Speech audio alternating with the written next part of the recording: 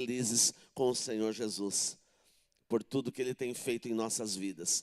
E aí, queremos convidar os irmãos, para abrirem as Escrituras Sagradas. Vamos abrir lá no Evangelho de Lucas, no seu capítulo 10, a partir do verso 25. Versículo 25, ok? Isso aí.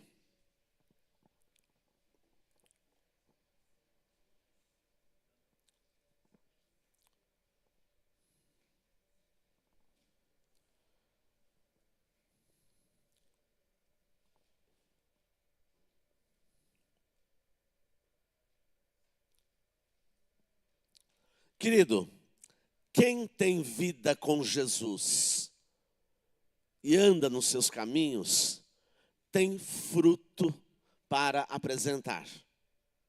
Preste atenção nisso aqui que eu estou falando.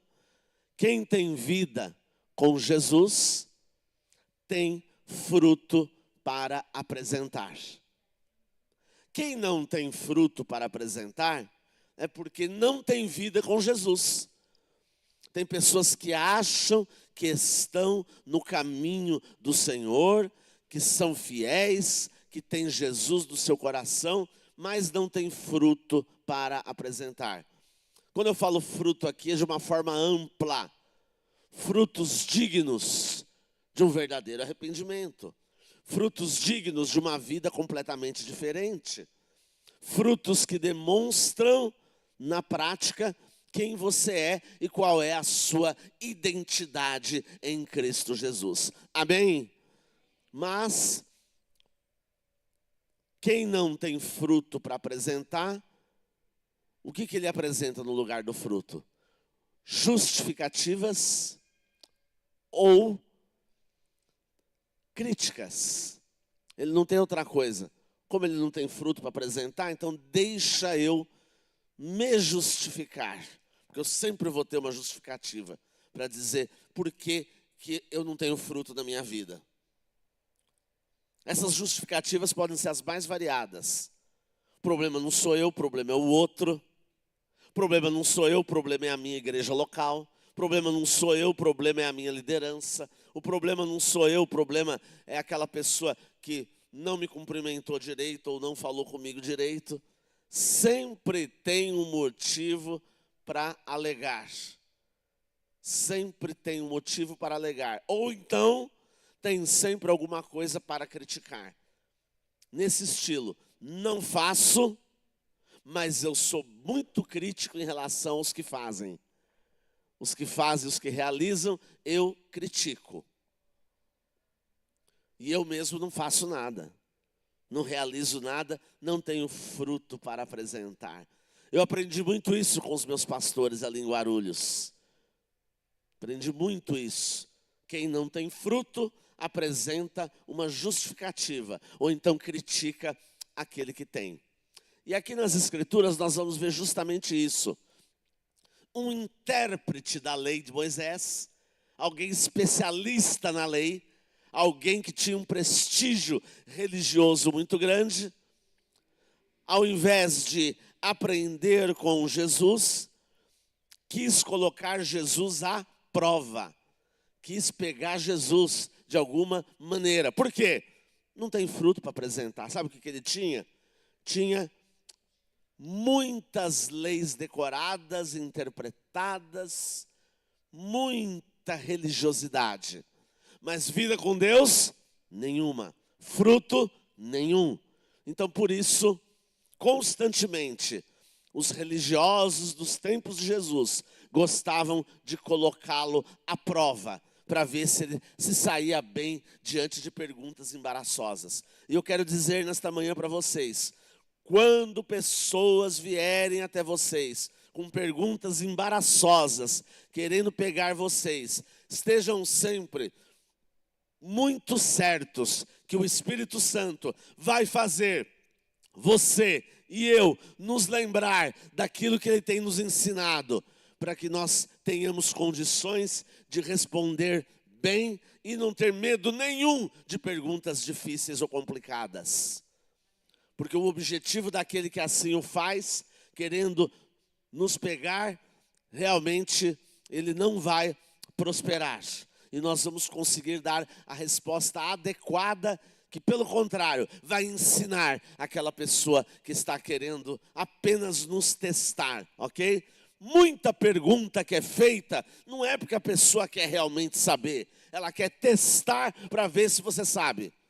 Ela quer testar para ver se você consegue dar uma resposta para ela. Você já viu isso acontecer? Quem já viu isso acontecer? Levanta a mão aqui. Tá?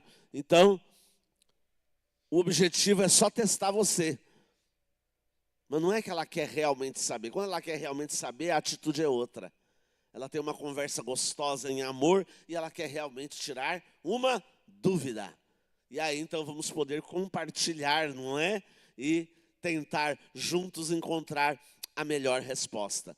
Então, Lucas 10, a partir do 25, diz assim: certa ocasião, um perito na lei, um doutor da lei, levantou-se para pôr Jesus à prova e lhe perguntou: mestre, pelo menos chamou Jesus de mestre, né?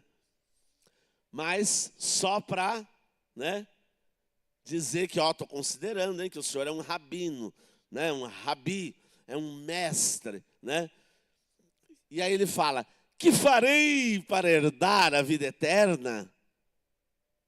Então ele queria ver o que Jesus ia dizer. Parece um pouquinho óbvia uma pergunta como essa, mas ele queria ver se Jesus ia responder conforme a lei ou se ia dar uma nova interpretação para essa questão que envolve a vida eterna. E Jesus, conhecendo muito bem os corações, como Jesus age? 26. O que está escrito na lei? Respondeu Jesus. Viram? Jesus não deu já uma resposta. Falou assim: não, você mesmo que vai me responder essa pergunta que você fez. Você quer me testar, né? Eu não vim revogar a lei, eu vim cumprir toda a lei, dar sentido para ela e trazer vida. E vida com abundância. Isso que Jesus veio fazer. O que está escrito na lei? Respondeu Jesus. Como você a interpreta? Jesus jogou de volta a pergunta. Jesus muitas vezes responde uma pergunta com outra pergunta. Certa vez perguntaram para uma determinada pessoa envolvida com as coisas de Deus: é verdade que vocês sempre respondem uma pergunta com outra pergunta? Aí a pessoa virou para ela e disse assim: quem te disse isso? Está comprovado, né, que realmente respondia com outra pergunta. Como você a interpreta? 27. Ele respondeu. Ó, a resposta então do intérprete da lei. Respondeu, né? Ali, decoradinho, bonitinho. Ame ao Senhor seu Deus com todo o seu coração. Tá certinho. Com toda a sua alma, com todas as suas forças e com todo o seu entendimento. Olha aí, primeiro mandamento, mais importante de todos, né? Que era chamado pelos antigos judeus de Shema, né? Este é o Shema. Amarás ao Senhor teu Deus de todo o seu coração, de toda a sua alma, de toda a sua força, de todo o seu entendimento. E a segunda parte: ame ao seu próximo como a você mesmo. Olha, o intérprete respondeu direitinho, não esqueceu do amor ao próximo. Viram como ele sabia de cor? Ele sabia de cor. Só que não tinha vida, não tinha fruto, não tinha experiência verdadeira com o Senhor para mostrar na sua vida. Então Jesus lhe disse: você respondeu corretamente. Olha aí, você acertou. Você deu aqui o resumo, né, de toda a lei. O objetivo de toda a lei é esse. Não é deixar as pessoas debaixo de canga, mas é deixar as pessoas debaixo do amor a Deus e do amor ao próximo. Olha aí, respondeu corretamente. Sabe o que eu digo agora para você? Faça isso que você acabou de responder e viverá. Faça isso e viverá. Jesus fez ele mesmo dar a resposta. Então ele esperava que Jesus fosse dar, né, uma outra explicação, fosse fazer uma outra colocação. Não. eu vou partir da lei mesmo, E está tudo ali, faça isso e viverá. Então, queridos, quando nós falamos do amor a Deus e do amor ao próximo, toda a lei se resume aí. Mas só vamos conseguir cumprir esta lei do amor se de fato Cristo viver em nós. Precisamos experimentá-lo e permanecer nele. Amém, Jesus? Então permaneça em Cristo. E deixa que ele permaneça em você. Ok? Porque aí você vai conseguir cumprir toda a lei. Mas aquele intérprete não ficou satisfeito. Puxa, eu não consegui pegar ele, e agora como é que eu vou, justificar? Por que eu perguntei isso daqui, E no fim eu respondi aquilo que, já está na lei, ele não saiu nem 1 milímetro da lei, eu não tenho como dizer que ele está fora, ele ainda está falando que eu respondi corretamente. Gente, eu não consegui pegar esse homem. Então ele, porém, querendo justificar-se, perguntou a Jesus: quem é o meu próximo? Ele mesmo acabou de falar, amar ao próximo, como a si mesmo. Quem é o meu próximo? Perguntou isso para se justificar, Não, eu tenho que mostrar para ele, então, que alguma dúvida eu tenho aqui, Alguma dúvida, Uma dúvida falsa que seja, mas alguma dúvida eu tenho que tirar com ele. Aí Jesus, então, aproveita a oportunidade para ensinar algo grandioso para aquele intérprete da lei, que tem a ver com frutos, com vida prática, com amor prático no dia a dia. Jesus prosseguiu dizendo: certo homem descia de Jerusalém para Jericó, quando caiu nas mãos de assaltantes. Vocês veem que a criminalidade é coisa antiga, gente? Cair na mão de assaltante, esse negócio de se assaltar, você vê que isso daí, é uma coisa que não é só dos dias de hoje, Sempre teve isso. A Bíblia usa também um outro termo, E outras versões usam esse termo, salteador, Salteadores, são os assaltantes, que a gente fala hoje, Os roubadores, os ladrões, certo? E estes lhe tiraram as roupas, espancaram-no e se foram, deixando-o quase morto. Então aquele homem ali estava, desfalecido ali no chão, precisando de cuidados.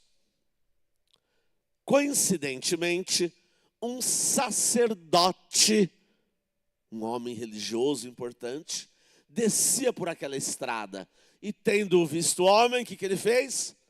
Passou pelo outro lado. Nossa, aquele homem ali está caído, ali arrebentado, ali. Bom, vou até passar aqui para o outro lado, não tenho tempo a perder com isso não. Eu tenho que cuidar dos negócios relacionados ao templo. Sou um sacerdote, de repente ele está até morto já, e eu vou me contaminar com o corpo de um morto, Então eu vou ficar imundo. Não, deixa, Deixa lá, entendeu? Passou ao largo. E era um homem religioso. Ele se importou com aquela pessoa que estava ali caída, nem um pouco. Então cadê o fruto desse sacerdote? Não tinha fruto, só tinha religião. Então esse é o grande problema, É não ter fruto para apresentar. Então eu terei justificativas e críticas, porque eu não tenho o que apresentar da minha vida com Deus para ninguém. Então eu vou partir para outras coisas, menos aquilo que realmente interessa que eu realize. Continuando, de igual modo um levita, a tribo de Levi era separada para o serviço do templo. Então aqui também era um religioso. De igual modo, um levita, quando chegou ao lugar e o viu, e viu aquele homem caído, passou pelo outro lado também. Olha o que Jesus estava querendo comunicar para aquele intérprete da lei. Olha o exemplo que ele está dando aqui. Um sacerdote, nada. Um levita, nada. E aquele homem era o quê? Era um doutor da lei, alguém ligado também à religião, alguém ligado também ao templo ou à sinagoga, ok? Então, era um recado para ele que Jesus estava dando. E para quem estivesse ouvindo ali, claro, não é? Mas era um recado direto sobre a diferença entre realmente amar a Deus sobre todas as coisas e ao próximo como a si mesmo. Continuando. Mais um samaritano, opa! Nem judeu era. Jesus quebra as barreiras. Jesus justamente mostra dois religiosos judeus sem amor nenhum. E vai falar de um samaritano. E os samaritanos eram odiados pelos judeus. Porque eram considerados raça misturada. Eram considerados mestiços de judeu com estrangeiros. Que dominaram ali a região da Palestina. Então, eles eram discriminados. Muito discriminados. Judeu não se dava com samaritano, samaritano não se dava com judeu. Mas aqui um samaritano, estando de viagem, chegou onde se encontrava o homem. E quando viu, teve piedade dele. Teve compaixão. Teve amor por aquele que estava ali caído. Teve atitude. Teve fruto para apresentar. Aquilo que o sacerdote e o levita não tiveram para apresentar, aquele samaritano teve realmente o que apresentar. Continuando. Ele se aproximou e lhe enfaixou as feridas, depois de derramar vinho e óleo nelas. Era uma forma, né, de fazer um tipo de unguento, né? Ali, né, com vinho e óleo para desinfetar, né, as feridas, né, para fazer ali um curativo. Então colocou-o sobre o seu próprio animal. Levou-o para uma hospedaria e cuidou dele. Olha, cuidado completo. Socorreu mesmo. Cuidou dele, levou ele até um outro local mais seguro, onde ele poderia estar se recuperando. Cuidou de tudo. Isso é amor ou não é? Se você acha que é amor, diga, é amor. Que amor é esse? É amor a Deus? Amor a Deus em primeiro lugar. É amor ao próximo? É amor ao próximo. Isso é cumprir a lei. Isso é fazer aquilo que Deus quer. Isso é fazer aquilo que Jesus estabelece na sua palavra. E para fazer isso precisa o quê? Ter uma experiência com o Senhor. Precisa ter o Senhor como razão da sua vida. Porque se você ama realmente de todo o coração e de todo o entendimento, é porque você entregou a sua vida nas mãos do Senhor de fato e de verdade, ok? De fato e de verdade. Continuando, no dia seguinte deu 2 denários ao hospedeiro, já pagou por antecipação, né? E disse, olha, cuide dele. Quando eu voltar, pagarei todas as despesas que você tiver a mais. Olha, isso sim, né? Isso é realmente cuidar do outro. Olha o exemplo que Jesus estava dando aqui para aquele intérprete da lei. E aí depois Jesus pergunta, qual destes 3 você acha que foi o próximo do homem que caiu na mão dos assaltantes ou dos salteadores? E aí respondeu o intérprete da lei, aquele que teve misericórdia dele. Respondeu o perito na lei. Respondeu direitinho, né, gente? Jesus lhe disse, então vá e faça o mesmo. Vá e faça o mesmo. Tenha um amor de verdade pelas pessoas. Para de querer só colocar à prova aquele que está, né, ensinando o caminho, aquele que é o verdadeiro caminho. Para, né, de tentar se justificar, né? mas faz aquilo que já está escrito há muito tempo. Vai, faz o mesmo. Ame a Deus. E aqui especificamente, ame o seu próximo ao ponto de fazer tudo o que puder para auxiliá-lo e para reintegrá-lo a uma verdadeira vida. Amém, irmãos? Então, nesta manhã, eu conclamo cada um de vocês a, de fato, estabelecer como prioridade na sua vida o verdadeiro amor a Deus, porque decorrente dele você vai conseguir realmente amar o próximo. Sabe por que muitas vezes não se ama o próximo coisíssima nenhuma? Há uma preocupação egoísta somente consigo mesmo. Falta amar verdadeiramente a Deus. Porque quando você ama verdadeiramente a Deus e se entrega realmente a Ele, Ele muda a minha e a sua natureza. Nos dá uma natureza nova, capaz de amar de verdade. E aí nós vamos conseguir sim cumprir na prática tudo aquilo que a palavra nos ensina. Mas é preciso amar a Deus realmente. E muita gente fala que ama a Deus, mas você não vê ela amar o próximo. Ela não ama ninguém, não faz nada por ninguém, não é capaz de uma pequena gentileza em favor do outro. Tem muita gente assim, que não é capaz nem de uma pequena gentileza. E que até quando você dá para ela um bom dia, né, você fala, bom dia. Aí é capaz dela responder, né? Ah, bom dia. Tá tudo bem? Aí você quer alguma coisa? Né? Então você está dando um bom dia para ela, e ela já acha que tem alguma coisa atrás do seu bom dia. Né? Já acha que você está, né, querendo alguma coisa, né? Então, não pode ser assim. Não pode ser assim, de forma nenhuma. Então, muitos estão preocupados com o seu próprio umbigo.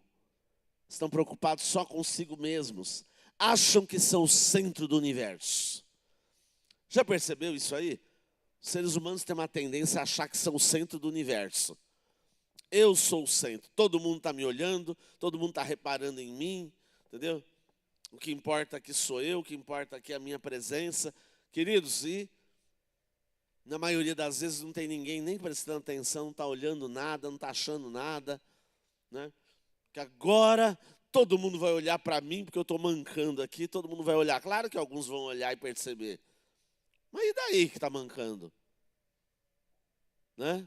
Qual é o problema? Não é? Mas a gente vai achar que todos vão estar olhando e reparando em tudo.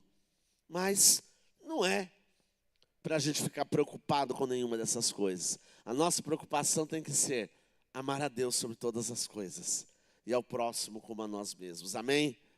E não achar que nós somos, né, o centro de tudo. Que tudo agora se resume ao meu problema, à minha vida e a mim. Tudo é a mim, a mim, a mim. Sou eu, sou eu, sou eu. Claro, você precisa de cuidado, precisa de tratamento também. Você precisa do amor de Deus que está em Cristo Jesus. Você precisa sentir o amor de Deus e você precisa perceber que você é amado pelo outro. Aí sim, glórias a Deus. Tá? Não porque você é o centro do universo, mas porque você é uma pessoa digna de receber o verdadeiro amor de Deus. Tá? Então, nós precisamos levar isso muito a sério. E Jesus, quando ele vem, ele não vem revogar a lei, mas ele vem dar o sentido verdadeiro para ela.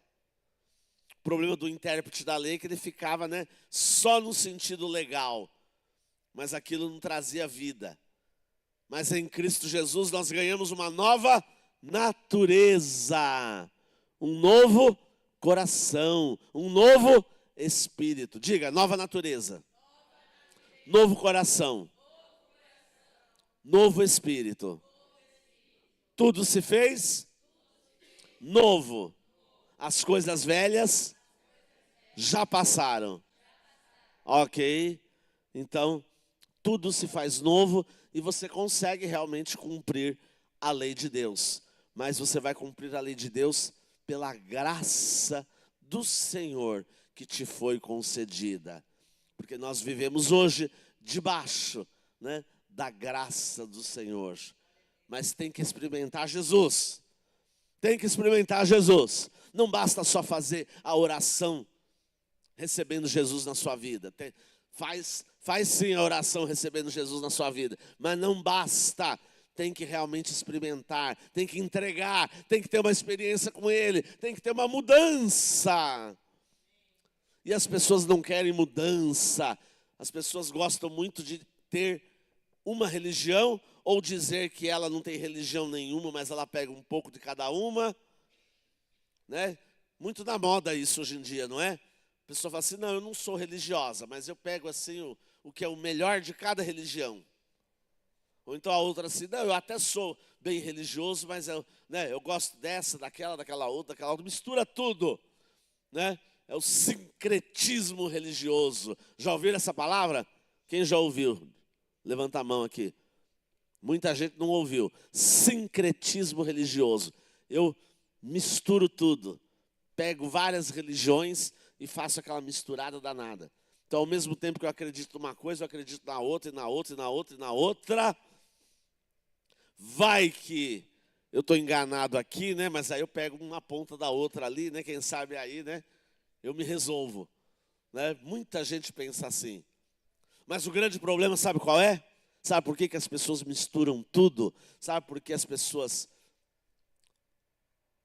gostam de fazer dessa maneira? Porque elas não querem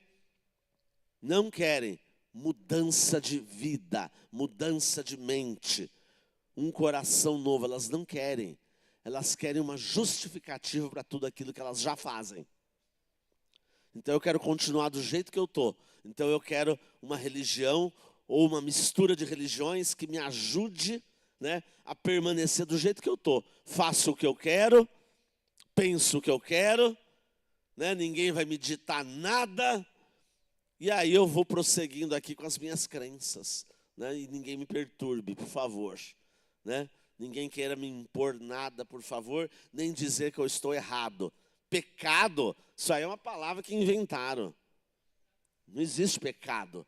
No máximo existe um erro, um deslize, né?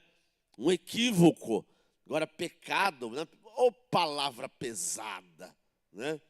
Palavra aí que tem uns crentes aí que ficam falando desse assunto aí, né? Pecado, que isso? Então, muita gente não quer mudar. Não quer mudar. Então ela fala, agora encontrei uma religião. Estou muito feliz aqui na minha religião. Claro, uma religião na qual ela não precisa mudar absolutamente nada. Ela só cumpre uma obrigação religiosa e acabou. Então vamos nós também cuidar para nós não fazermos a mesma coisa e transformar o evangelho de Cristo na chamada religião evangélica. Tá? Porque também tem isso. Tá? Nos dias de hoje, então, tem muito isso. Brasil, 30% de evangélicos. Vocês acham que os 30% são realmente fiéis a Jesus? O que vocês acham? Sim ou não? Fala com a sua boca. Sim ou não? Não. Se fosse, não é? O impacto já seria muito maior. Não é verdade? Então hoje você precisa pregar o evangelho e testemunhar do evangelho de uma maneira impactante, mesmo dentro da igreja. Porque muita gente não vive nada do evangelho. Também se acostumou com hábitos religiosos.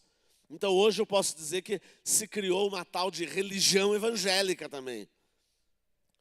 E isso não é amar a Deus sobre todas as coisas, muito menos ao próximo como a si mesmo, e conseguindo fazer isso na pessoa e na obra do Senhor Jesus Cristo. Não, é religião do mesmo jeito que o sacerdote aqui, que o levita aqui, que aquele que misturou religião, que aquele que diz que não acredita em nada, aquele que diz que acredita em tudo, ok? Tanto faz. Se não tem vida, não tem nada. Então tem que ter vida. E aquela vida qualificada que Jesus traz, né? Vida com abundância. Não só vida, que já é uma diferença tremenda, mas uma vida que vai além. Vida com abundância. Vai além da lei. Sabia? Na graça você vai além da lei. Na lei você cumpre aquilo que você tem que cumprir. Na graça você cumpre o que tem que cumprir e você vai além. Você ainda dá um bônus. Você ainda faz algo mais. Como aquele homem já tinha cuidado, né? Cuidou. Fez de tudo e tudo. Ainda botou ali no animal, ok? Leva para a hospedaria. E ainda fala assim, quando eu passar de volta aqui, que eu estiver voltando aqui da minha viagem, né? Aí eu ainda pago o restante das despesas, olha. Então ele vai além de qualquer dimensão. Isso é não só cumprir toda a lei, mas isso é já viver debaixo da graça do Senhor. Porque na graça do Senhor você cumpre toda a lei e você vai além da lei. Você vai além da lei.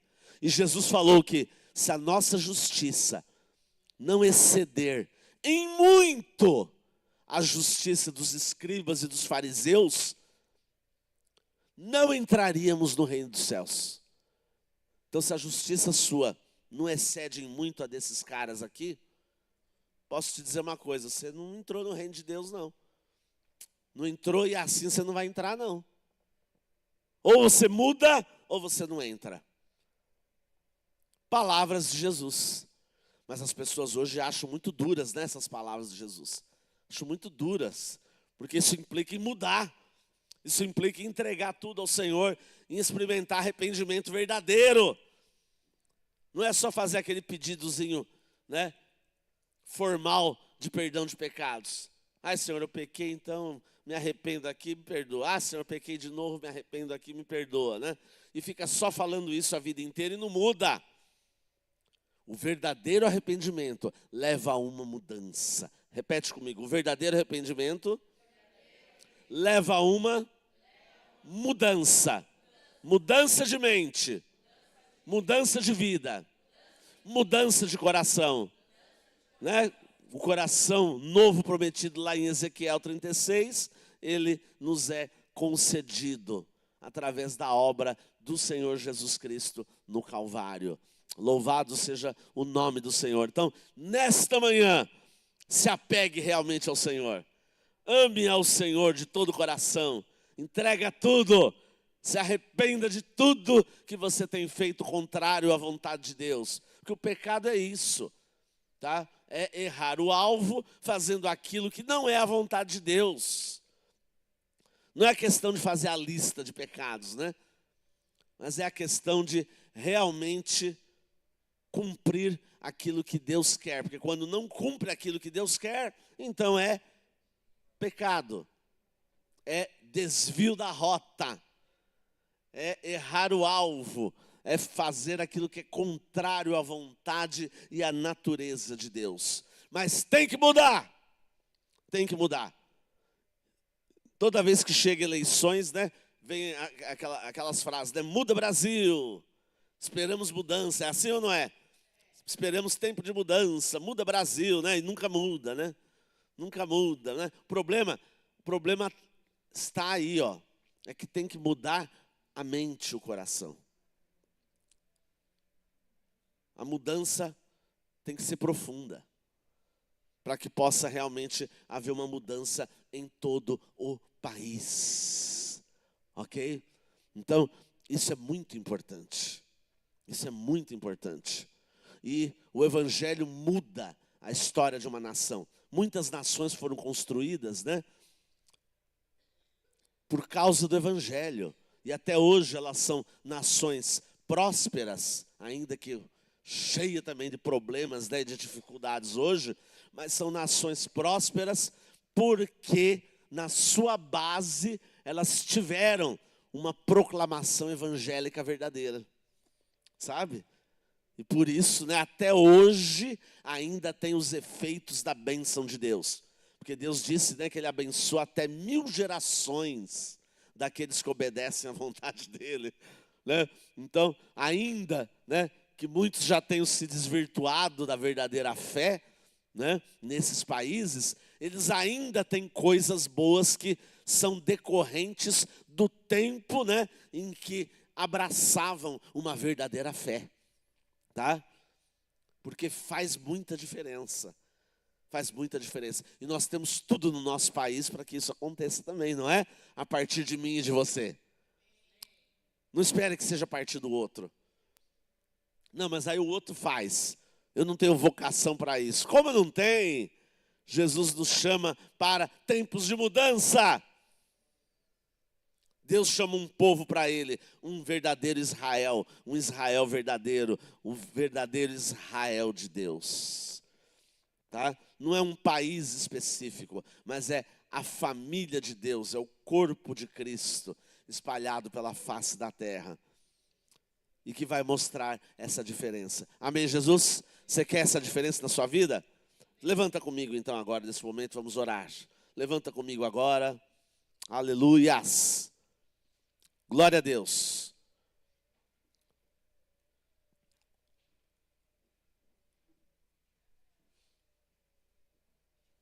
Aleluias, Jesus.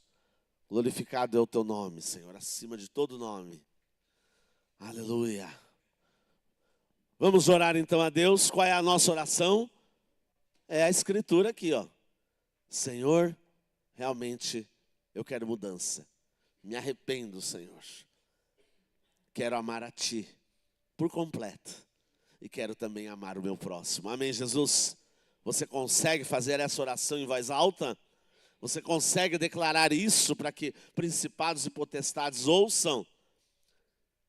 Então comece a fazer isso agora. Comece a levantar a sua voz então. Comece a fazer isso.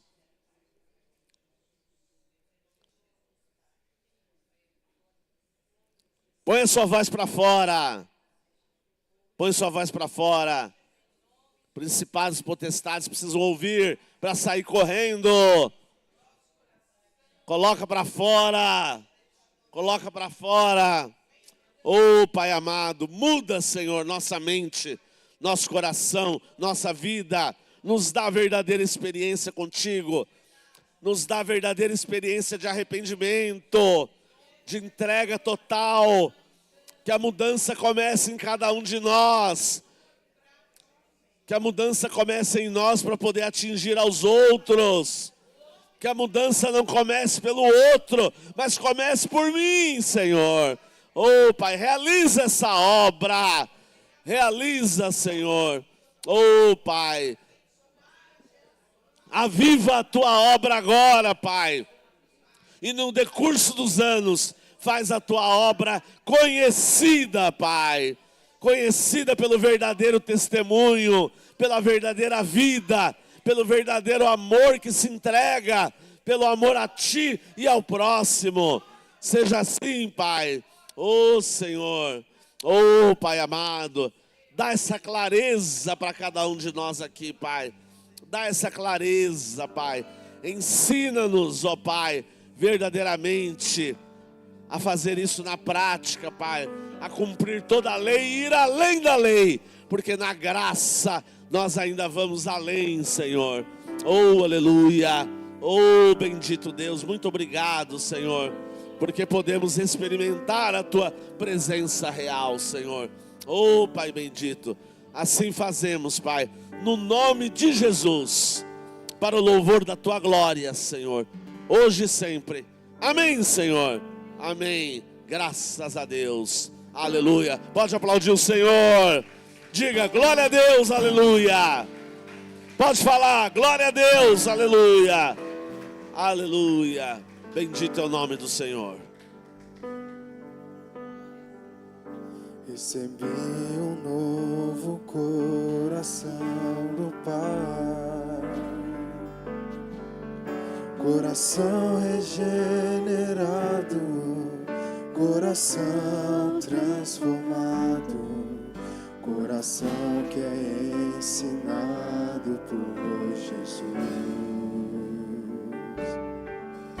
Como fruto deste novo coração, eu declaro a paz de Cristo, de te abençoo, meu irmão. Preciosa é a nossa comunhão. Somos corpo e assim bem ajustado, totalmente ligados, unidos, vivendo em amor, uma família, sem qualquer falsidade, vivendo a verdade. A glória do Senhor, uma família, vivendo compromisso, o grande amor de Cristo. Eu preciso de ti, querido irmão, precioso és para mim, querido irmão. Eu preciso de ti, querido irmão, precioso és para mim, querido irmão.